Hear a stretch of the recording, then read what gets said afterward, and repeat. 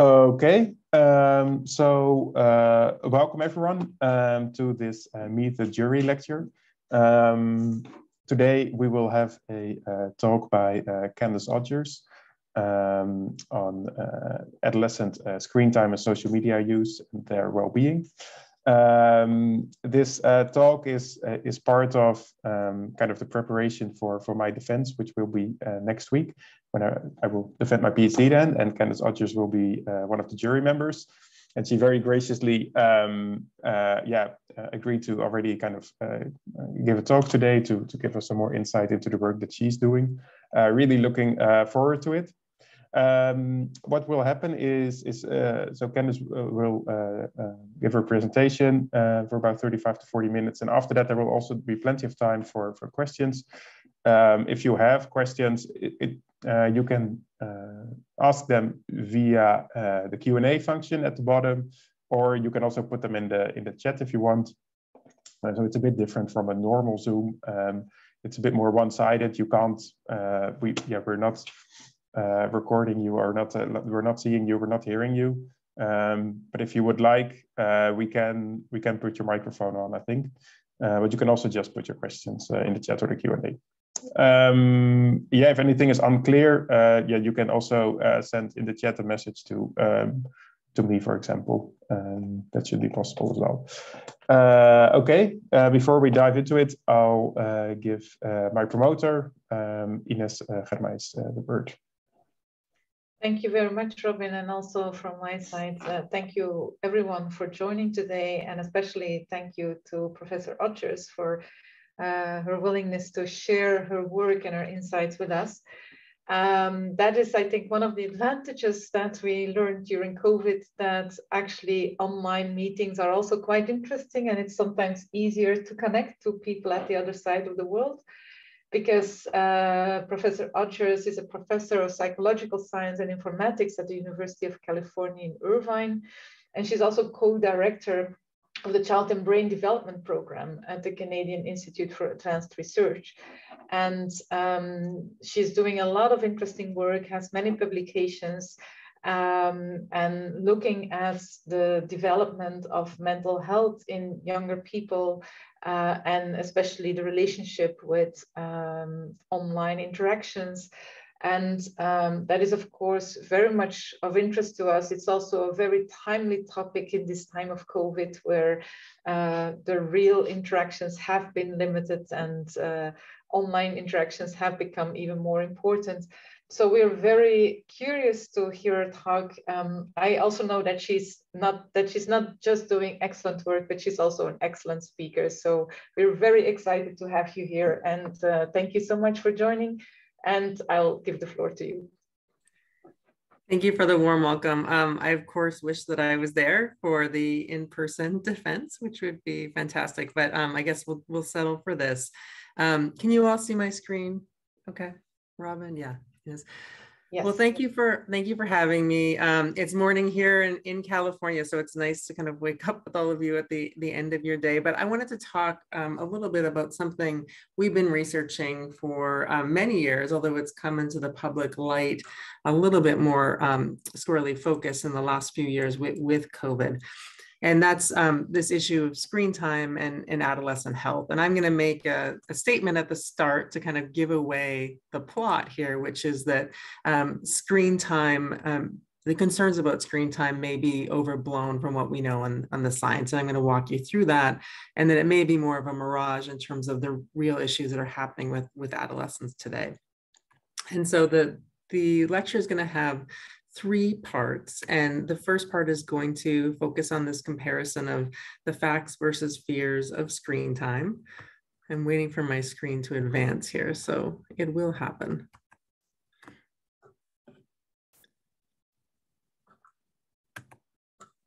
I'm just going to stop the share quickly. There's always a technical difficulty, but let me just try this one another way. Okay, there we go. So number 1, the concerns about adolescents' mental health and digital tech use, they've been high for a long time, even before COVID hit. And we're hearing more of this now, especially with the concerns around Instagram and adolescent girls. But this storyline really was driven more by fear and not by facts. And so science so far doesn't support this narrative. I'm going to walk you through that. I want to talk a little bit about this growing digital divide with respect to offline and online opportunities, and that being one of the real threats to adolescent health currently in this increasingly digital and unequal age. I think we've had this interesting moment also where the script around screen time has flipped somewhat as adolescents were moved outside of their schools in many settings to meet their educational, social, and other needs online. And an argument that we and others have been making is that digital tech can and should be a social safety net right now. So starting with concerns about adolescent mental health, children are early and enthusiastic adopters of digital technologies, and we've seen this around the globe. And so this map is a little bit dated from 2017, but it illustrates the point that 70% of the world's youth were online. There's variation across low and middle and high income countries, of course, and around the globe, but we see almost full saturation of children being online in many contexts. If we look at the bulk of internet users, we know that 1 in 3 internet users are children. Well, actually under the age of 18 is the statistic here. So it's a huge share of the population that's online, yet many online tools weren't developed with them squarely in mind. In the United States, where I do the majority of my research, we've seen a steady increase. So here's 2004, the percentage of adolescents who had access to their own mobile phone, and we've seen that climb over time to almost a universal access by the time we get out here to 2018. And they're online a lot. So we know from one of the most recent censuses in the United States, and this is media screen time, so this isn't even screen time for educational purposes or for school. Tweens, so those younger 8 to 12s, are online on average 4.4 hours more or each day, sorry. And teens, 13 to 18-year-olds are online about 7.2 hours on average. And interestingly, we find that teens in low-income households spend on average, and it ranges from about 1.3 to up to 3 hours more per day on screens as we go across household incomes. So there's huge variation across adolescents in this too. Now, our reaction to this enthusiastic and early adoption has mostly been fear. And the storyline has been that our teens and us are addicted to their phones. It's making them depressed. It's disconnecting them. They're losing skills. They're being victimized. And we see this time and time again played out in the media. So we've seen smartphones being compared to addictive drugs like cocaine. We've heard debates about whether or not there's a mobile phone or a smartphone or a social media addiction, whether our children are becoming addicts. And we've seen time and time again tech companies being called out for the harms they're doing to children. It was first Apple, and now in the most recent round, it's been Instagram. The narrative has shifted a little bit, and it's narrowed to a focus on adolescent girls and social media. And this has been concerns about social media causing things like depression and suicide, serious mental health problems that we spend a lot of time studying. And this has really become widely accepted among a large number of contexts that this is in fact one of the main drivers of the uptick we're seeing in depression and suicide among this population. Now, the facts, we've done this a couple times. First in 2015, we compiled evidence of kind of what do we actually know about the associations between screen time, social media, and adolescent mental health. And in 2020, Mikey Jensen and I published a review where we went across kind of 3 bins of evidence that were out there. The first was the big data approach. So these are large-scale surveys that are administered often in schools where children and adolescents are asked about how much time they spend on screens and then also about their symptoms of mental health problems. We looked at studies that actually tracked adolescents over time, which is some of the stuff that we do each day to understand a little bit better what's the linkage between daily symptoms and social media and other types of media use and digital technology use. And then we also reviewed recent reviews, so meta-analyses that have been done and large-scale synthesis to find out what what we actually think we know about the linkages between, between screen time, social media use, and adolescents' mental health. I'm going to take you through briefly the highlights of what these buckets showed. Now, the large scales in open science, large surveys in open science is one of my favorite studies done by two of my favorite authors and colleagues, so Amy Orban and Andrew Jabolski. And many of you have probably seen this paper. It was published in Nature Human Behavior. And what they did, which was really brilliant, was they compiled hundreds of thousands of adolescents, so across 3 large-scale data sets that have been used and used in the past to make the claim actually that screen time was leading to the downfall of this generation with the negative associations. And what they did was, simply put, they let the data decide. They did a specification curve analysis where they ran various combinations, in fact, all combinations of analyses with target predictors and outcome variables to answer this question of whether or not prior data may have been cherry-picked in some way, where only significant associations were reported, to try and find out what, on average, this linkage was between digital technologies of various kinds and adolescent well-being.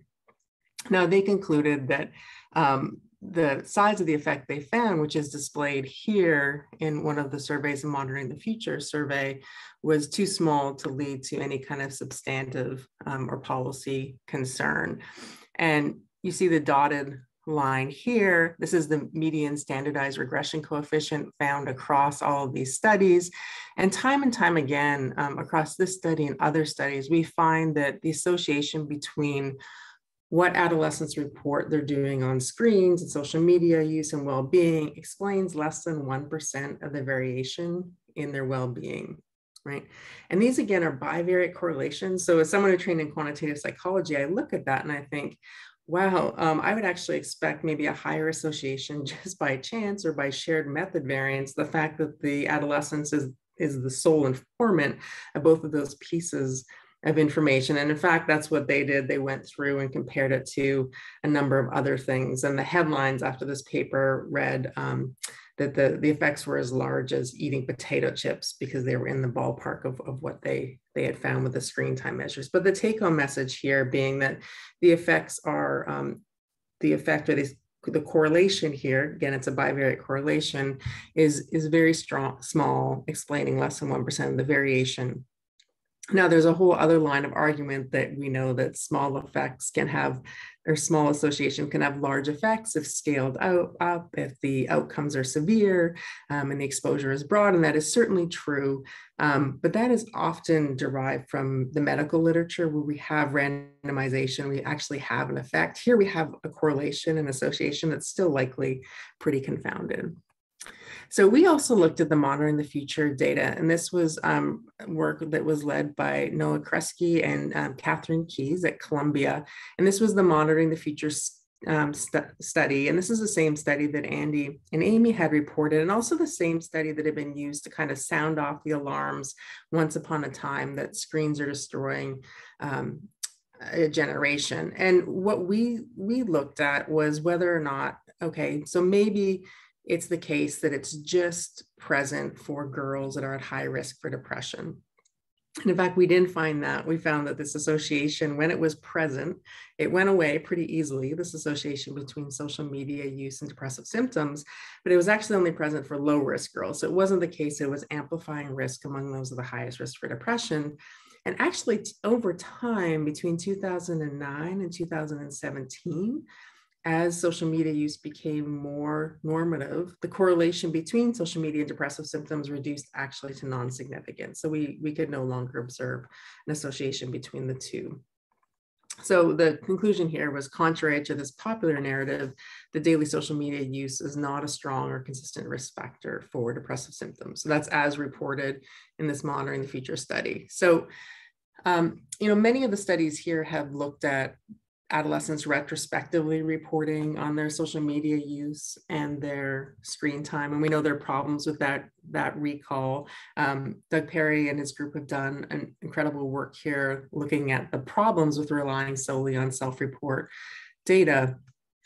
And so what our group has done, it doesn't completely solve this problem, but we've gone into a more daily or intensive measurement level to look at whether or not, when we follow individuals over time, we can ask not just who might be more at risk, less at risk for various things, but when that might happen over the course of a day or a week.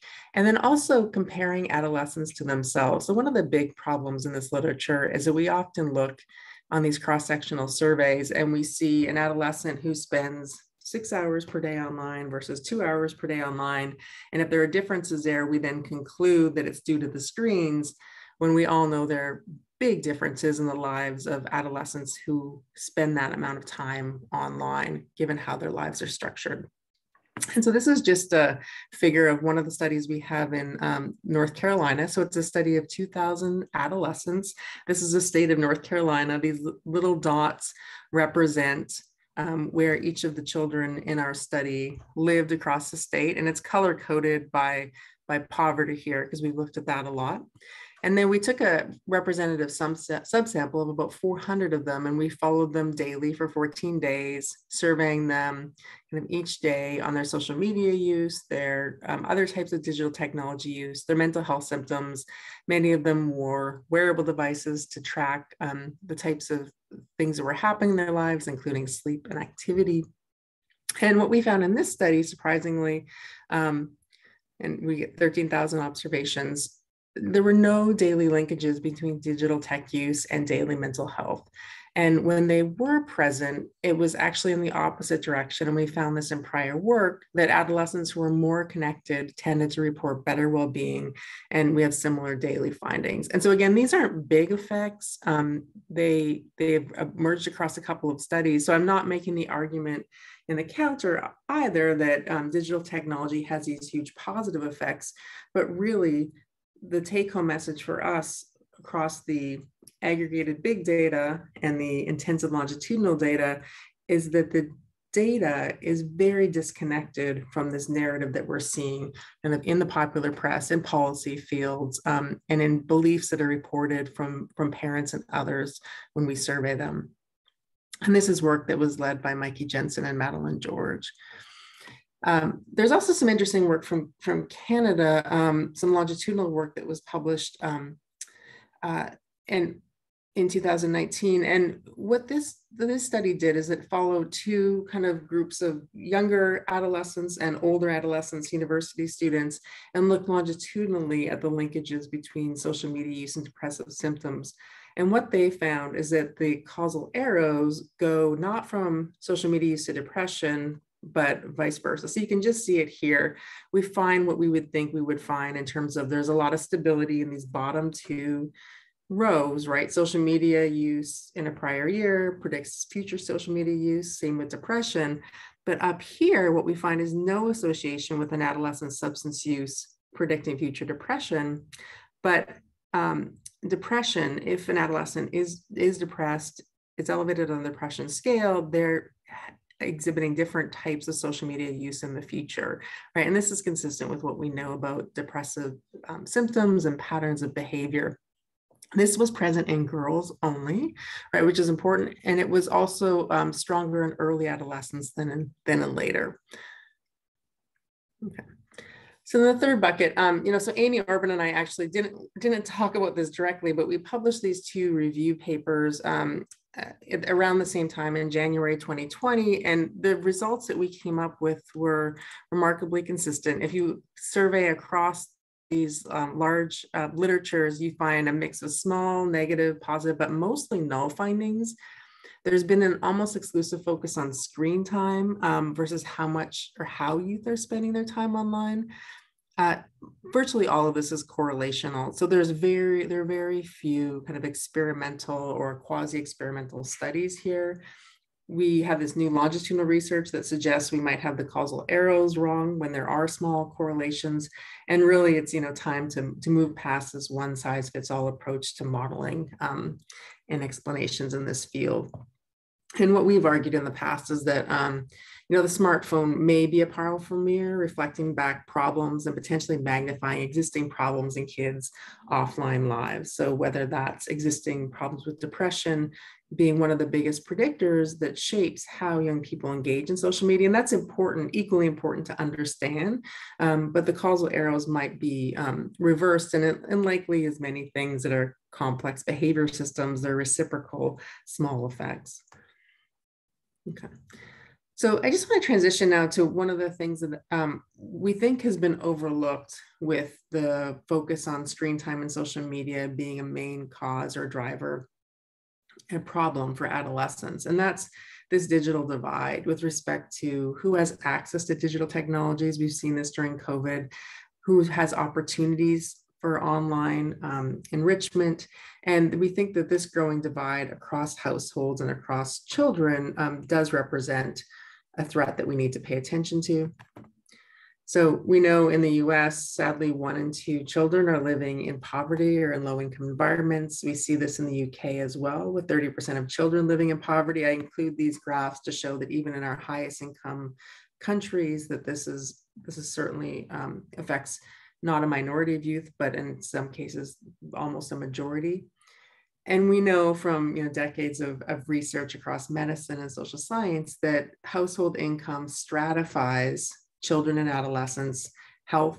And we're seeing now it starts to stratify their online experiences as well, for in good and in bad ways.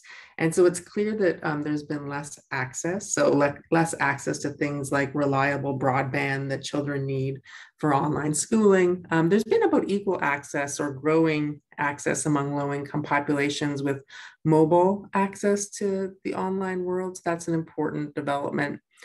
There's some evidence that there are worse experiences reported by children in lower income households. And the real question we don't know is whether or not there are stronger effects. So we know, for example, children in low income households are spending more time online. So that 1 to 3 hours more per day that I showed you originally, that they're reporting some more negative bullying and other types of experiences online and different types of online use.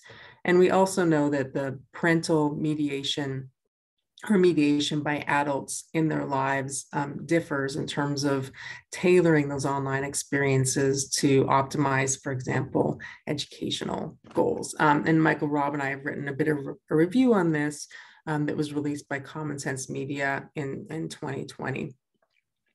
So we know that this is our study of 2,000 adolescents again. In the US, this top line here tells us that access to the internet is high and virtually universal. In the US, there's an important gap here, but for the most part, and we see here this increase across age. So this is our 11-year-olds and our 15-year-olds in our sample. And this is the dotted red line is mobile phone ownership, and the gray line is social media access. So even among our 11-year-olds, we have 40% that were online. Now, keep in mind, this was 2018. These numbers have jumped. And so this is the line at which social media companies say that children are on their platforms. So we know that that's clearly not the case. We don't see a lot of variation by socioeconomic status in these lines. In fact, children from lower income households are more likely to have social media accounts and access. So access to phones begins early. This is work led by Maddie George. And it's interesting in terms of the perceptions. When you ask adolescents, the majority of adolescents and the majority of parents, will report being addicted to their devices. They'll report that there have been impairments related to their digital tech and social media use. But what we did in this study is that we then linked their data with administrative test scores, so how they did on their math and their English tests, their reported symptoms by parents and by children of physical and mental health problems. And there we find no associations. So again, this disconnect, even not just what the media believes, but what individual adolescents believe about their own lives and health, and what we can detect when we match that data to more objective markers or even their own reports of mental health. Now, I mean, this might be imperfect measurement. We might be missing things here, But again, it's representing this disconnect between what people believe and what we can actually see in the data so far. And we do see evidence here that there are some stronger associations when they're present among lower versus higher income adolescents. But again, nothing too remarkable. We do, and this is an article that I wrote up in Nature, and the argument here was that children in low-income households, they are reporting more spillover from their online social media experiences to offline problems at school and at home, for example. So the main take home from thinking about this is that, we really can't understand adolescents' mental health or their digital technology without considering poverty and family circumstances. So this shapes both, and it shapes social media and online experiences very strongly. And this is a question that, we have to start to consider, not just as a covariate and looking at the association between the two, but in terms of a main contextual indicator of what these experiences are like for these adolescents and how it can support versus hinder development. So I wanted to spend this last, I have about 10 minutes left, talking about how the script around screen time, I think, briefly flipped as we responded to the COVID-19 pandemic. So a number of people had been arguing, it's time to move past this focus on screen time or how much time children are spending online. And instead, let's think about how they're using it, when they're using it, how we can support better use. And when children were moved into online learning environments or movement was restricted, and online tools were one of the ways that we connected them to things that they needed, their friends, their school, their extracurricular activities, their relatives that were far away. We started to see a lot more openness in terms of thinking about how can we use technology in ways that connects, in ways that helps us, in ways that helps parents get their work done, in ways that help children meet those developmental milestones we want them to meet, whether that's education or social. And, that was a moment where we said, children, even before the pandemic, were spending in the US, many children were spending more time online than they were in schools in a given week. And so the same kind of care and consideration we give to that school environment should be given to these digital contexts. And so the argument that it's time to move past screen time has been made by many, but I think during the pandemic, it has been heightened to think that, we really need to think about smart, equitable, and adolescent-centered solutions now more than ever. So I started the talk by saying that young people represent a huge share of the population of online users, but tools and platforms really were not and continue not to be developed with them in mind. And when I say developed by them in mind, I mean more than as curators of their data and in terms of thinking about their developmental milestones. So flipping the script on screen time, it's a good thing, right? And this is true because screen time is a flawed metric. And we saw this kind of beautiful work by Doug Perry and colleagues that was also published in Nature Human Behavior that showed that the correlation between objective measures or more objective measures of screens and reports of screens is pretty far off. And we've now know this. Sonia Livingston has done some great work looking and asking families about sources of family conflict. And in her studies, what she finds is that the number of hours that children are on screens, so how much they're on screens, is 1 or 2 ranked in terms of a reason for conflict in the family.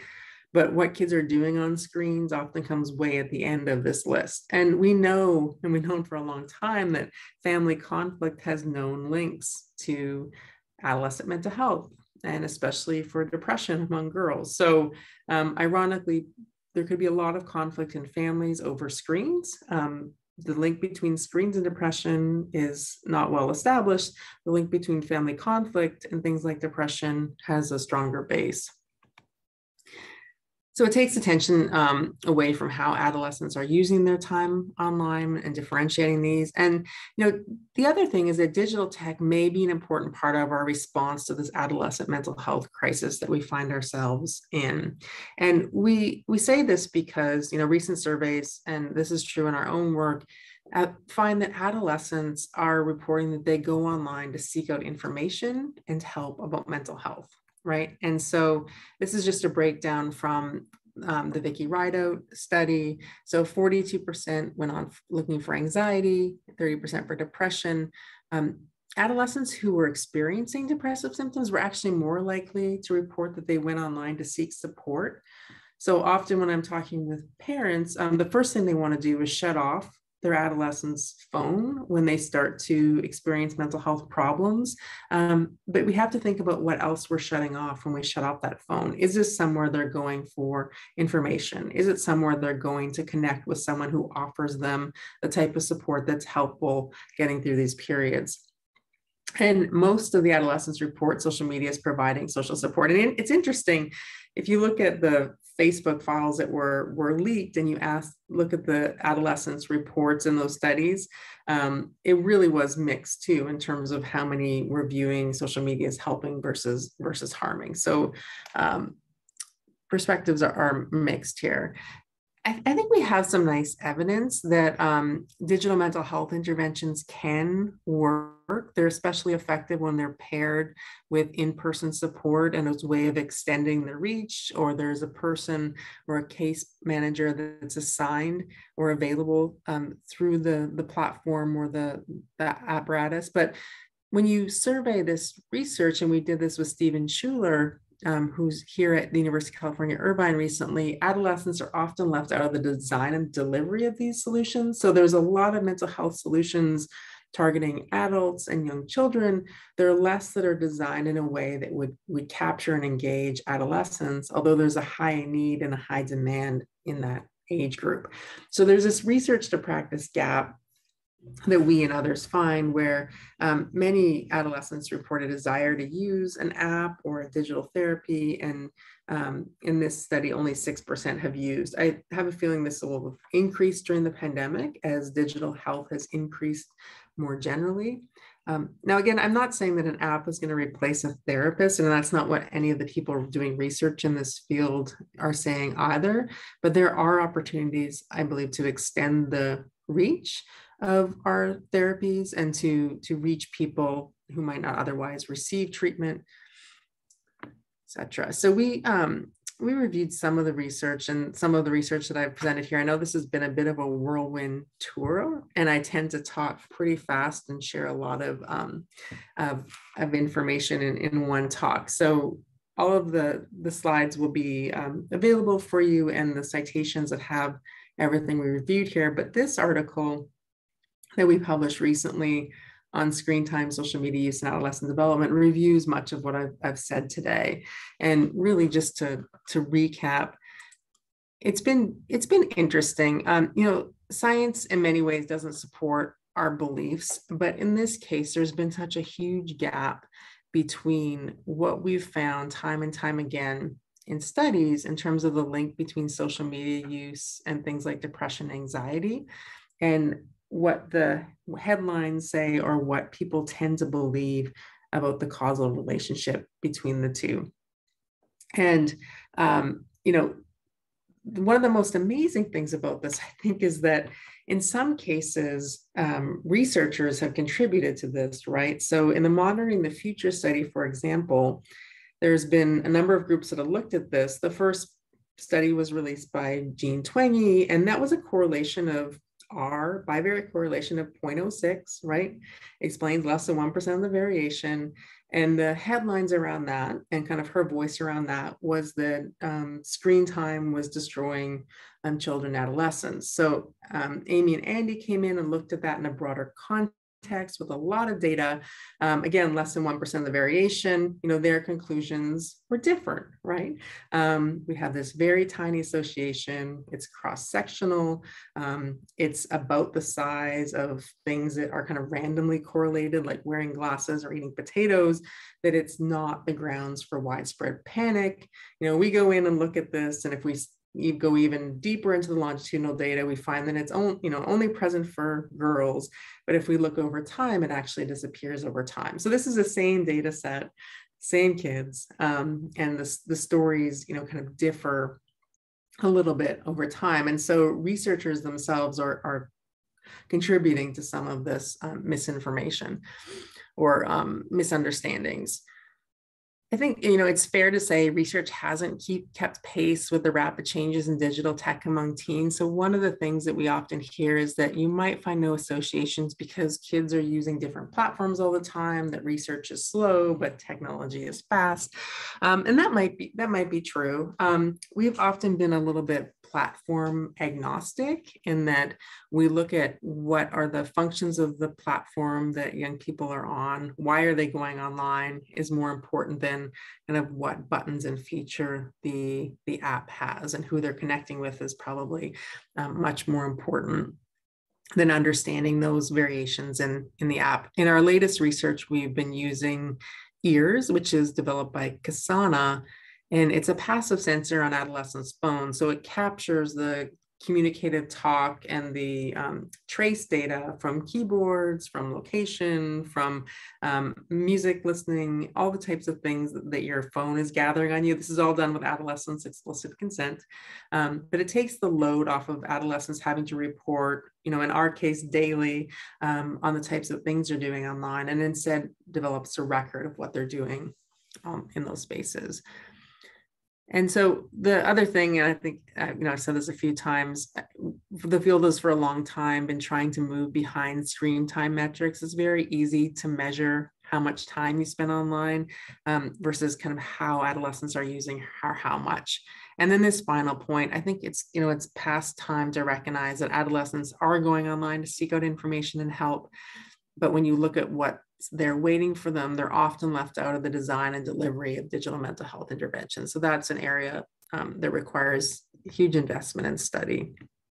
So with that, I will pause, and I think Robin is going to help me to take questions that you might have. So thank you for your attention. Yes, thank you, Candice. Yeah, thank you for that super interesting talk. I'll start by saying that if people have questions, please feel free to submit it in the chat or the Q&A section. And if you would like to ask the question live, you can also indicate it in the Q&A, I think. Super interesting talk. Really nice to really kind of get all these very valuable actual data on this very contentious topic, and to kind of give us some ideas about where to go next. I see that Ines is already raising her hand, so I'll let you start the Q&A then.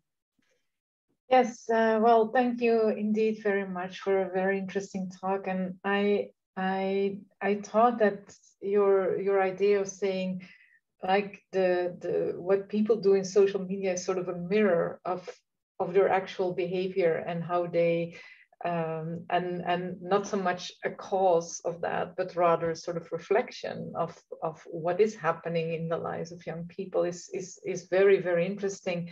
So can you think, so what would then be the next steps if that is the point that we take? So how can we maybe investigate social media use, or to understand better what is actually happening in their life? Yes, that's a great question. I actually got myself in a little bit of trouble with that statement in the past. I was on a panel with the director of The Social Dilemma, and I said that, and he said, no, but it's not a mirror. It's like a funhouse mirror that, because it takes information, distorts, what it knows about you, uses that and feeds it back. So it's true. My analogy of the mirror does break down to a certain point because it is reactive. So I'll kind of start with that caveat that it, but I think that the general point still remains that it does reflect back more kind of what we are doing in terms of how we're engaging with it. And so one of the things I've said to parents is that it's another piece of information. So parents of teenagers often worry, and they've worried before social media use, that they can't see what adolescents are doing when they're away from them, right? That they rely just on the adolescent to tell them. So it's not in a surveillance way, but in an opportunity to talk way, trying to understand, trying to join and engage in the social media that they're engaging in. It's another window into their lives, right? So for us, in terms of understanding adolescent mental health, understanding the motivations that adolescents have for viewing certain materials, for finding connection and affinity groups online, the way that they're finding support. I mean, I think that's the interesting part of it, in addition to how they feel after being in those spaces and the relationship. So understanding that whole cycle of the selection in to the media and the viewing is just as important as understanding, do these dark features of Instagram, lead to these things. I just think that's not going to be a productive path for understanding if we really want to understand things like, the effects of depression and anxiety. So it's not a complete reflection. There's more of a reciprocal relationship, but we just haven't focused enough. And that's why the Heifer study was so interesting, because they did find that early depressive symptoms among young girls who we've all been focused on was a leading indicator of the social media use, but not vice versa, right? And so, that it's an interesting way to kind of come into this. Yes, I don't really see additional questions coming in. I can maybe just ask something in the meantime as well. Because I was just also wondering about, because we did, of course, there was like a huge uproar from the kind of the internal research done by Facebook and Instagram, where the narrative really was that they kept a lot of stuff hidden about kind of the maladaptive effects of social media use. So I was wondering if you could say a bit about that, about what those results actually are able to tell us. Yeah, that's a great question, and it's actually like that has been a fascinating kind of reveal from Meta. No, I can't get used to saying Meta, but from that organization. So, everyone looked at it, or the media looked at it, as this kind of smoking gun. Aha, Facebook, Meta has been hiding this evidence that social media use, their platform, causes depression and suicide in girls. What it looks like they were hiding was kind of some, and I won't say poorly done, but just some very basic correlational data on perceptions of, how adolescents felt before and after social media use. And some of that, it was very similar to what we'd seen in other surveys. So some adolescents said it helped, some said it hurt. A very small percentage reported some connection with suicide ideation, which is important to understand. But then it stopped. There was no attempt to understand kind of cause or effect or directionality. And when I was interviewed for this, I think it was for The Hill, I said, listen, we wouldn't take people's perceptions of whether vaccines work, of evidence of vaccine efficacy. I mean, we just wouldn't stop there.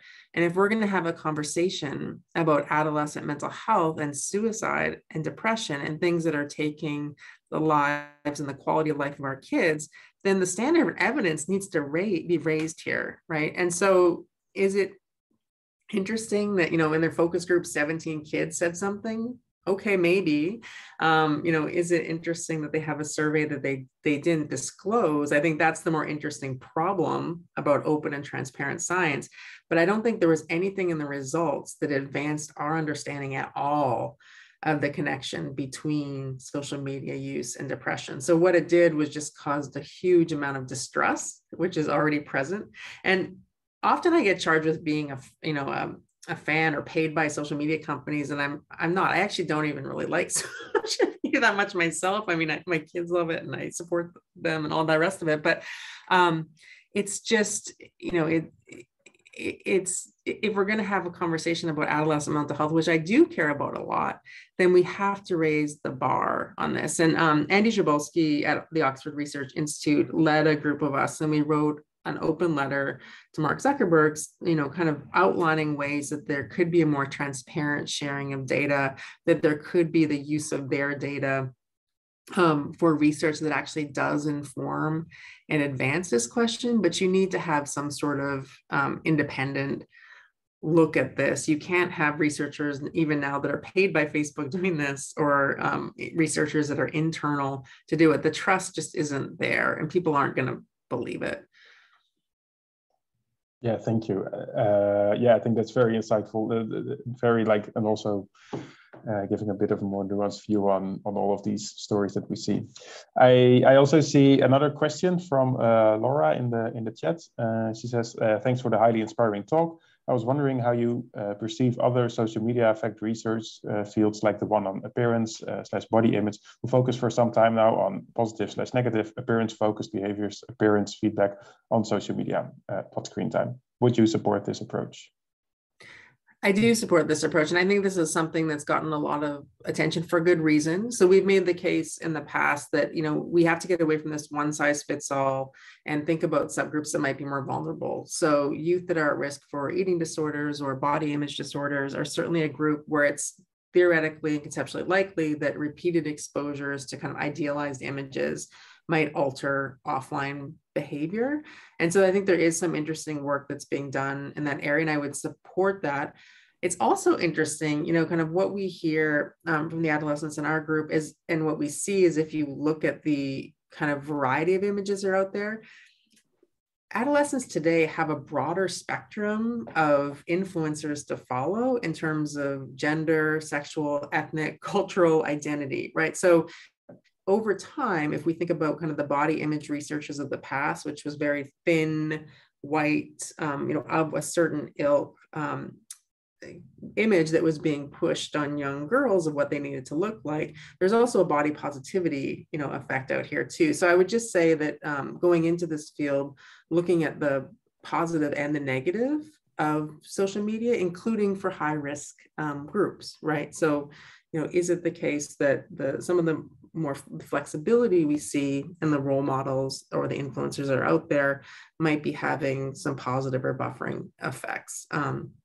But yeah, and I would also say that there's people that are starting to do some really interesting nuanced work. So Jackie Nessie has a great new blog that she started that's disseminating some of the research that they and others are finding. In her work, she finds adolescents who are high in rejection sensitivity, just like they feel more slighted or more prone to rejection in the offline world, are more prone in the online world. But again, it's not that adolescents develop completely separate risk factors in online versus offline contexts. A lot of what that the risks that they might be carrying that they carry with them, they're carrying into these online contexts too. So it's really difficult to separate the two. Yeah, thank you. I see another question coming in. And Laura says, thanks. A question from Joanna. She says, super nice talk. Thank you. I'm wondering if and how passive sensing can be used to help understand the link or lack thereof between social media and adolescents or adolescents' well-being, I guess. Yeah, so the passive sensing, it kind of falls under that category of more objective measures of how adolescents are using online tools. And so I think we've seen, that this correlation between when you ask adolescents to report on what they've done online doesn't correlate very well with more objective measures. That's computer log data or passive sensing data.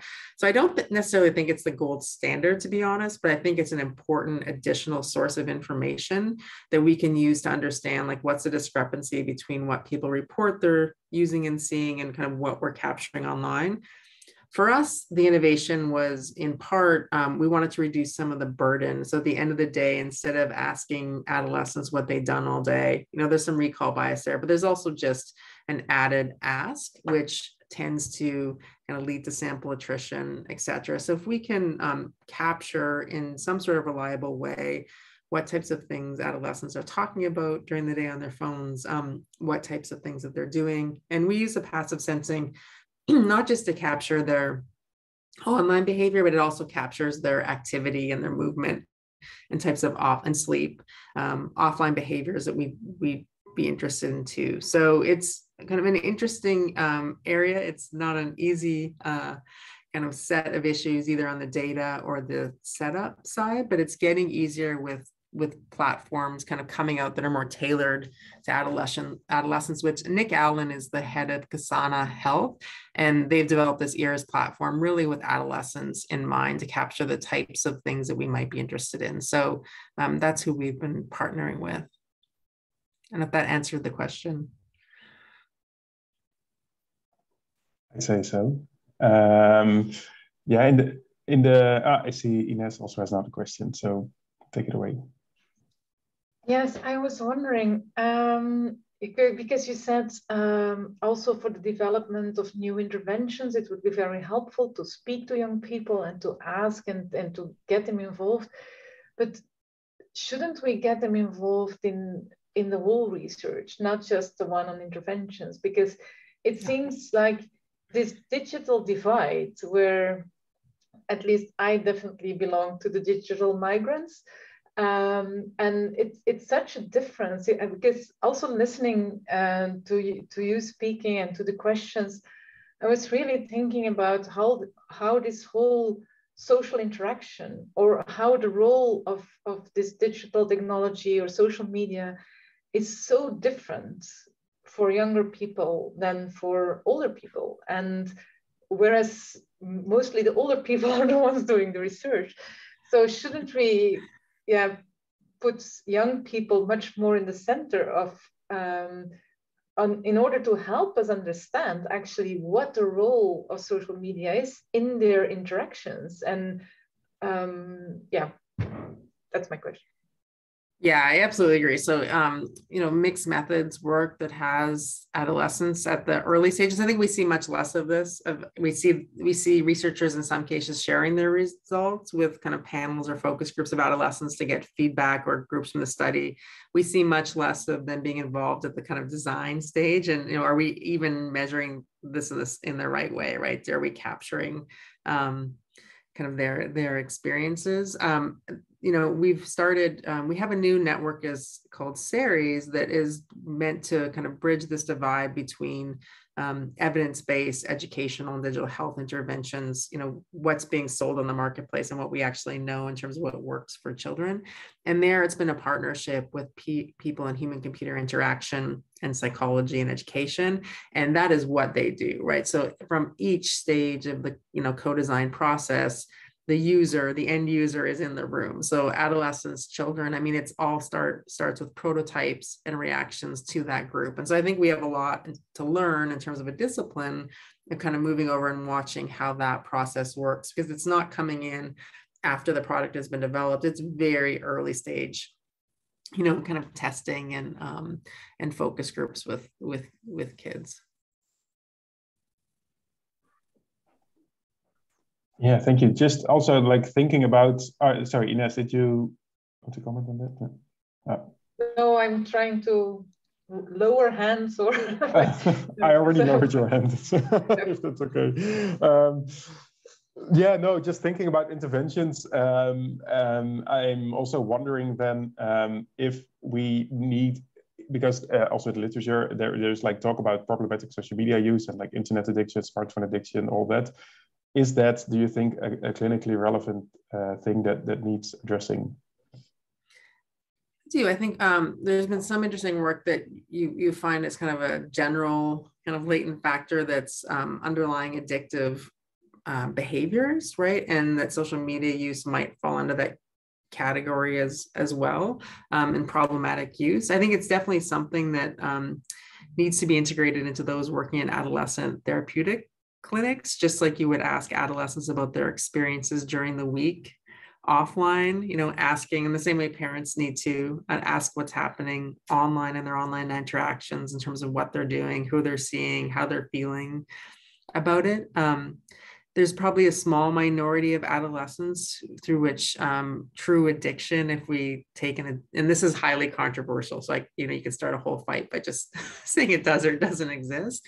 A very, you know, kind of small proportion of adolescents who do have conditions where their time online is interfering with, you know, their life, where they can't stop using all of these types of things. But I think we have to distinguish that between this kind of soft perception of addiction that people report, like, oh, I'm addicted to my phone, I can't live without it, you know, it's causing me to like lose sleep. Whereas when you actually study this, you know, the loss of sleep doesn't even seem to be that strongly related to the smartphone. So I think, you know, all that's to say, it's easy to point to the phone and have it as the cause of all problems, including addictive types of behaviors or patterns of behaviors, but there's probably a different kind of root cause that we should be thinking about too. Okay, thank you. Yeah, no, I think those are really wise comments on this issue. Yeah, I'm just looking, I don't see any additional questions, and we're also nearly at the end. So Ines, I'm not sure if you still have any additional questions or. Okay. I feel like it's my PhD examination. Yeah, sorry, I hope I'm not. Yeah. We'll see next week when the tables are turned how things will go. Yeah.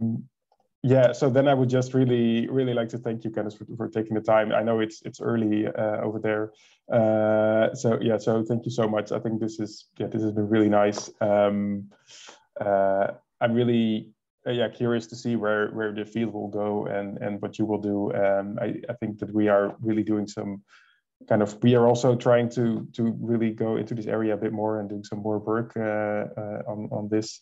So yeah, really excited about all of that. Yeah, so thank you also, to the rest. Thank you all for attending this webinar. It's been really nice to see you and to read your questions. Yeah. Well, thank you for having me. Thank you. Okay. Thank you very much, and looking forward to seeing you next week on Robin's Defense as well. Yeah. All right. Bye-bye.